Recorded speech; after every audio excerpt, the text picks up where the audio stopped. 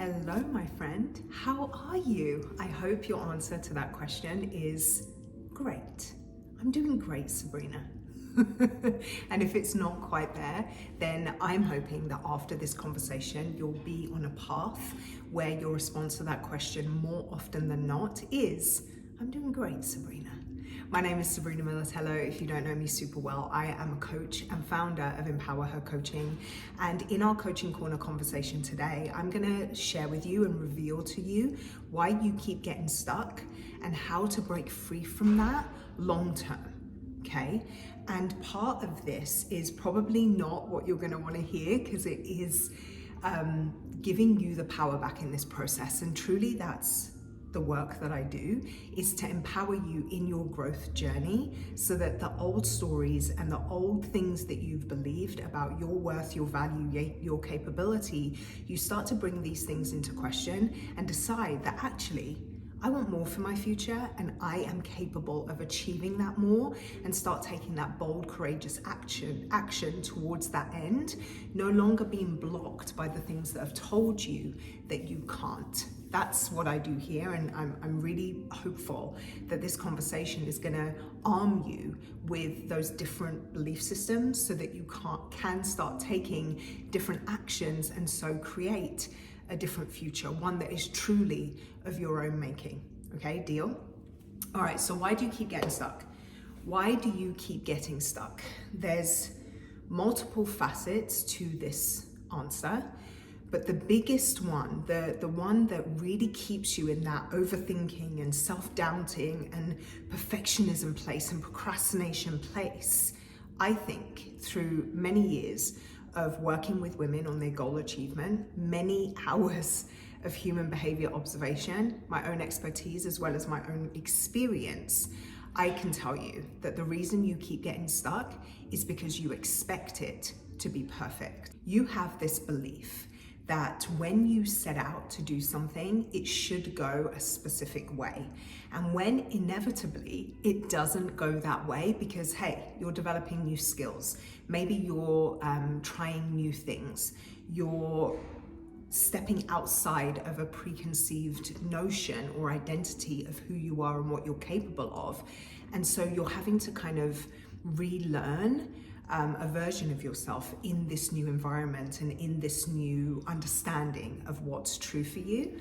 When you inevitably come across obstacles, things maybe are harder than you thought they would. They feel a little scarier than you thought they would. Maybe progress takes a little bit longer than you thought it would. You're out. You stop taking the action necessary to produce the result that you want. And it all boils down to you having an expectation of how things should go. And when your progress doesn't meet that expectation, you use that as proof, as kind of like evidence of your lack of ability, of your, this will never work for me, I can't do this, I'm not built for this. What I want you to understand, this is the thing that's going to help you break free from this forever, is truly understanding, and not just as a cool quote that will help you get motivated today and then tomorrow you forget it and you're back at square one, but truly shift your understanding of your behavior, your understanding of reality. Honestly, if I'm being really like straight up about it, that failing and struggling are part of your growth process. Because failing and struggling show that you're moving outside of what is you're currently capable of. You're moving outside of your current ability level to do something more. That's all failure and struggle signify, is that there's skills that have to be developed, there's qualifications maybe you need to go and get, there's knowledge gaps that you need to plug. That's all that is telling you. So when you go and plug the knowledge gap after learning that there is a knowledge gap, struggle, right? Failure, you've learned that there's a gap, you go and get the knowledge to fill it, you come back, you make progress. You learn through an obstacle that you don't have a skill level yet. You go, you get more practiced at that skill, you come back, you apply the renewed effort, you make progress. you learn that maybe there's practice or a development of awareness, or a development of what's the word I'm looking for? A development of your proficiency at something. You go, you get that, you come back, you apply, and you make progress. Can you see what I'm saying?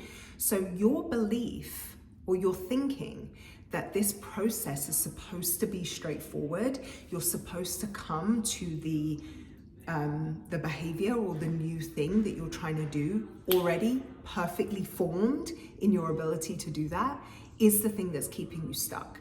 Because then when those inevitable blocks occur, you use that as proof and evidence that this isn't for you and you are not capable. Truly, the block is proof that you're moving outside of your current ability level, which is what growth is, right? Growth is being able to look back and realize that you're doing things now that you once couldn't. But in order to get to that end point where you realize that you're doing things now that you once couldn't, you have to be in a place where you can't do something and you work so that you can do it. Can you see how that works? So the reason why this will help you break free from this stuck place forever is that your expectations change. You now understand that being blocked, overcoming an obstacle, going through struggle is part of the journey towards your success, is part of the fulfillment process of the dreams and ambitions that you have. I heard somebody say this, and I can't remember who it was, but they said, struggle is inevitable, suffering is a choice. When we allow ourselves to suffer through the process, and what I mean by suffering is berating yourself, self-flagellation, flogging yourself because you can't do it as well as you thought. You have that obstacle, it doesn't quite go as well as you thought it would. It doesn't quite meet the expectation that you had. When you do those things, you're causing suffering in the process, and it's that feeling of suffering that makes you quit, that makes you give up on those goals that you have. Whereas if you just simply understood that struggling is part of the process, overcoming those obstacles, overcoming those hurdles, overcoming those blocks, but you don't have to suffer through it. Now you can use those obstacles as your learning curve. You can use that as feedback of where the gaps in your knowledge or skill are. Go and get the renewed knowledge and skill, and then come back and reapply. Can you see how this can work? So I really want you to think about that. Where is it that I feel so stuck in my ability to move forward? Because every time I do try and move forward, it doesn't go the way that I expect. And so I take 10 steps back, come back to the drawing board, sit there for a few months, and then pick up the nerve to try again. And the inevitable thing happens again. And I'm just constantly doing this. Where is it that I can decide to go for it? And those moments of obstacle, or that block, or that moment of struggle, I can use that as my feedback loop to give me an understanding of where it is that I need more skill, knowledge, or expertise. Go and get those things, and then continue to assess and adjust as I go, applying what I learn so that progress becomes my natural path forward. That's my advice for you. That's my suggestion for you. That's what I would encourage you to do and really pull from when you're in this process, so that you stop starting and you stop stopping, and you can just be the journey that you're on.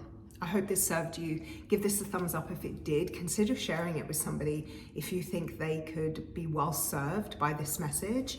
And I would love it if you would subscribe to the channel. Maybe leave me a comment, give me an idea of what your takeaways are, what your thoughts are about this specifically, and how you're going to apply it in your process moving forward. I would love to hear from you. Until next time, take care.